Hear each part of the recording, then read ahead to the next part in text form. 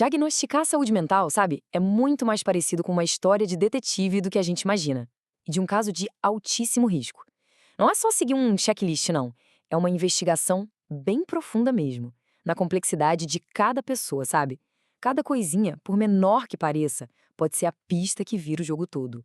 Beleza, então a grande pergunta é essa, né? Como é que um profissional consegue de fato navegar por esse labirinto que é a nossa mente para chegar numa conclusão? Uma conclusão que, vamos ser sinceros, pode mudar uma vida por completo.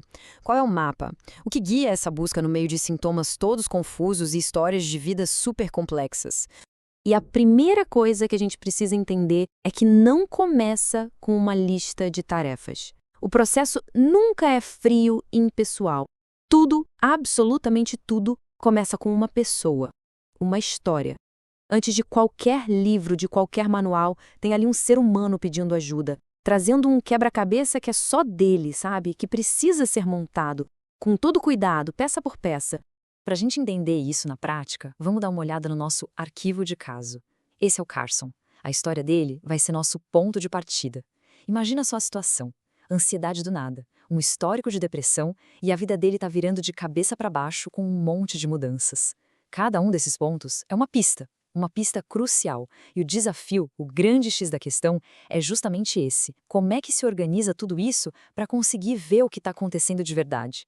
Mas olha, a boa notícia é que não é um tiro no escuro. Felizmente, né? Existe um método, um roteiro bem estruturado que os profissionais seguem para ter certeza de que nada vai passar batido. Vamos dar uma olhada em como esse método consegue pegar todo aquele caos de informações e transformar num plano de ação bem claro. E o mais legal desse roteiro todo é o quanto ele parece, de verdade, uma investigação policial. Olha só. Primeiro, junta todas as evidências possíveis. Depois, procura por padrões, o que a gente chama de síndromes. A partir daí, se cria uma lista de suspeitos, que é o diagnóstico diferencial. Aí, seleciona o mais provável, vê se tem algum cúmplice na história, ou seja, outras condições acontecendo ao mesmo tempo, e, o mais importante de tudo, o caso nunca é totalmente fechado. Ele está sempre aberto para ser reavaliado se aparecerem novas informações. Bom, e para começar essa investigação, a gente precisa entender a diferença entre dois tipos básicos de evidência, de pistas: os sinais e os sintomas. Pensa neles como se fossem os tijolinhos, a base de qualquer diagnóstico. Então, o que é um sintoma? Pensa que o sintoma é o depoimento da testemunha, ou seja, do paciente. É o que a pessoa sente, é a experiência interna dela. Quando o Carson chega e fala, eu estou sentindo pânico ou eu estou deprimido, ele está descrevendo um sintoma. É a versão dele da história, a perspectiva subjetiva dele sobre o problema. Já o sinal, bom, o sinal é outra história. O sinal é a evidência que o detetive, no caso o profissional de saúde, consegue ver com os próprios olhos. É objetivo, não depende do que o paciente fala. O choro do Carson, por exemplo, a postura dele mais curvada, a inquietação, isso são sinais, são fatos que podem ser observados.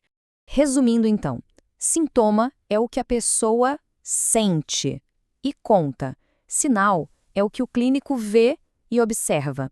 E essa diferença ela é fundamental, porque ela nos leva para um dos princípios mais importantes de toda essa investigação. E por que essa frase é tão forte? Simples.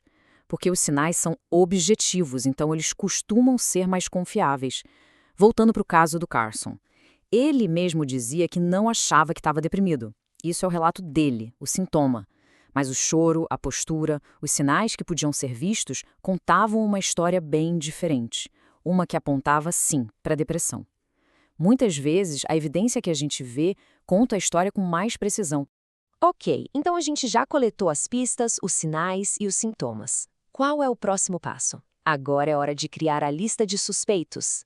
Na medicina, isso tem um nome: diagnóstico diferencial. É basicamente uma lista com todas as condições que poderiam estar causando aqueles sintomas. E o mais genial aqui é que essa lista não é feita de qualquer jeito, não. Ela segue uma lógica, uma hierarquia de segurança.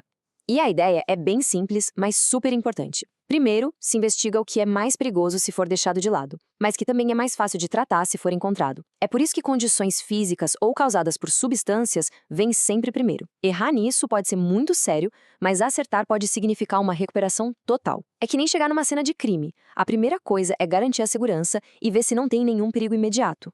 Certo, temos as pistas, temos a lista de suspeitos. Mas e agora? Como é que o detetive decide qual suspeito investigar primeiro? É aqui que entra o que a gente pode chamar de a arte do diagnóstico. Existem algumas regras, alguns princípios lógicos que ajudam a analisar as evidências. E a primeira regra é super famosa na medicina, é um ditado clássico que diz o seguinte: O que isso quer dizer? É bem simples, na verdade. O mais provável é o mais comum. Se existem um monte de sintomas, a explicação mais provável é uma condição comum e não uma doença super rara. Por exemplo, um transtorno depressivo é muito, mas muito mais comum do que uma doença neurológica raríssima que, por acaso, causa os mesmos sintomas. A investigação sempre começa pelos suspeitos de sempre, os mais prováveis. E tem outro princípio que anda junto com esse, uma ferramenta lógica poderosíssima que ajuda a gente a não se perder no meio de tanta informação. É a famosa navalha de Ockham. A ideia é, procure a explicação mais simples, aquela que amarra todas as pontas. Se um único diagnóstico consegue explicar tudo o que está acontecendo, por exemplo, um transtorno pelo uso de álcool que está causando depressão e psicose, essa hipótese é muito mais forte do que tentar encaixar 3 diagnósticos diferentes que não conversam entre si. No fim das contas, a simplicidade não é só uma questão de elegância, não. Muitas vezes é o caminho certo. E então, depois dessa investigação toda, a gente chega a um veredito. Mas, aqui tem um grande mais. Na saúde mental, um caso quase nunca é encerrado para sempre. E esse é talvez um dos pontos mais cruciais de toda essa conversa. Um diagnóstico não é um carimbo, não é um rótulo que a pessoa vai carregar para sempre como uma sentença. O ideal é pensar no diagnóstico como a melhor teoria que a gente tem no momento, com base nas evidências disponíveis. É uma hipótese de trabalho. Ela serve para guiar o tratamento, para dar um norte. E como todo bom detetive sabe, novas pistas podem aparecer a qualquer momento. E quando isso acontece, a teoria do caso precisa ser revista e, se for preciso, ajustada. Mas a gente sabe que a vida real é complexa, e a verdade é que, mesmo seguindo todos os passos, às vezes a resposta não aparece de forma clara. E aí? O que acontece nessas horas? O que se faz quando as peças do quebra-cabeça simplesmente não encaixam? E para fechar essa nossa análise, tem essa citação do autor do livro que usamos como fonte, que é simplesmente fantástica. É um convite de uma humildade incrível vindo de um super especialista e mostra que a busca pelo entendimento, na verdade, nunca acaba. É o lembrete final de que o processo de diagnóstico não é sobre ter uma certeza de pedra, absoluta. É sobre um processo contínuo de perguntar, de aprender e de colaborar. Sempre com um único objetivo em mente: encontrar a melhor maneira de ajudar.